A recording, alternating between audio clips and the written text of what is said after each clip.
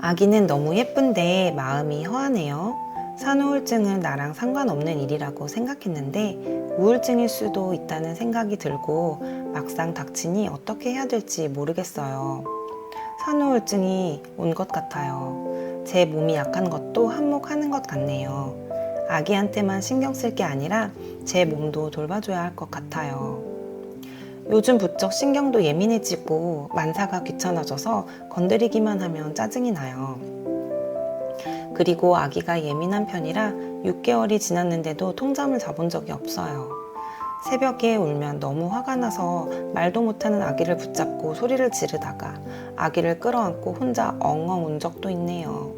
잠을 푹 못 자니까 피로감이 쌓이면서 감정 기복도 심해지고 입맛이 없어서 끼니도 대충 때우니까 몸에 힘이 하나도 없어요. 요즘 너무 기운이 없고 무기력해요. 둘째 낳고 산후우울증이 너무 심해서요. 무기력증에 답답함에 숨을 쉴 수가 없네요. 동글동글 너무 예쁜 아이가 생겼는데 왜 보면서 눈물이 자꾸 주르륵 흐르는지 심장도 콱 막히고 아침에 눈 뜨는 것이 두렵고 처음 느끼는 감정에 많이 당혹스럽더라고요. 이와 같은 어려움을 겪고 계신가요? 그렇다면 산후우울증일 수도 있습니다. 안녕하세요. 준세엄맘이에요. 오늘은 산후우울증에 대해 나눠보려고 해요. 저 또한 아기 낳고 한동안 왠지 모를 우울감과 무기력한 제 자신이 이해가 잘 되지 않던 순간들이 있었어요. 이유 없이 눈물도 나고요. 이런 과정들이 모두 엄마가 되기 위한 과정 중에 일어나는 일이지만 누구나 겪는다고 해서 작게 치부할 일들은 절대 아니더라고요. 산후우울증은 자칫 큰 사고로도 이어질 수 있기 때문이에요. 전문가들 역시 산후우울증 시기를 잘 극복해야 한다고 하는데요. 어떻게 하면 산후우울증을 잘 극복할 수 있을까요? 그래서 오늘은 제가 맘님들의 마음을 잘 다독일 수 있는 엄마 마음 챙김 설명서를 준비해봤어요. 엄마가 행복해야 우리 아기도 행복하고 가정이 행복할 수 있기 때문이에요. 산후우울증의 원인은 명확하지 않지만 출산 후에 급격한 호르몬의 변화, 출산 및 육아에 대한 부담과 스트레스 등 여러 원인들이 복합적으로 작용하여 일어나요. 산후우울증은 보통 출산 후 4주에서 6주 사이에 나타나요. 이때 우울감, 불안감, 지속적인 피로와 무기력감, 잦은 감정 변화, 자존감 저하, 정체성의 혼란 등이 있을 수 있으며 일상생활에서 어려움을 겪을 수 있습니다. 새로운 가족을 맞이하는 것은 매우 기쁜 일인 동시에 큰 책임감이 따르는 일이에요. 사랑스러운 아이를 보면서 웃기도 하지만 정돈되지 않은 일상에 눈물 짓기도 합니다. 이때 찾아오는 우울감은 일시적인 현상일 수 있지만 주위의 적절한 개입과 도움이 없다면 만성 우울로 지속될 가능성이 있어요. 산후우울증의 해결 방법 중 가장 중요한 것은 엄마가 행복해야 가정이 행복합니다. 엄마뿐 아니라 가족 모두와 함께 행복한 가정의 첫 걸음을 떼어보세요.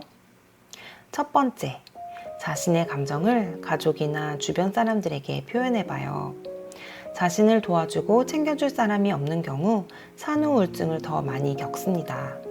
힘들 때 가족이나 주변 사람들에게 자신의 감정을 표현하는 시간을 꼭 가져보세요.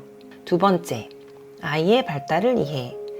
육아 스트레스로 힘들 때는 아이의 사소한 행동이나 울음도 괴로울 수 있어요. 하지만 아이가 성장하면서 찾아오는 도약의 시기를 이해하기 시작할 때 어려움이 기대로 전환될 수 있는데요. 이때 육아서적이나 선배맘의 조언이 도약의 시기를 지나는 데 도움이 될 수 있어요. 세 번째, 우울증에 좋은 음식 섭취. 고등어, 참치, 연어와 같은 등푸른 생선에는 오메가3와 지방산이 많고 호박이나 녹황색 채소에는 비타민 B와 E, 베타카로틴이 있어 신경을 안정시켜줘요. 치즈, 우유, 계란, 참깨, 두부, 올리브에는 마그네슘이 풍부하여 마음을 진정시키고 편안하게 만들어줍니다.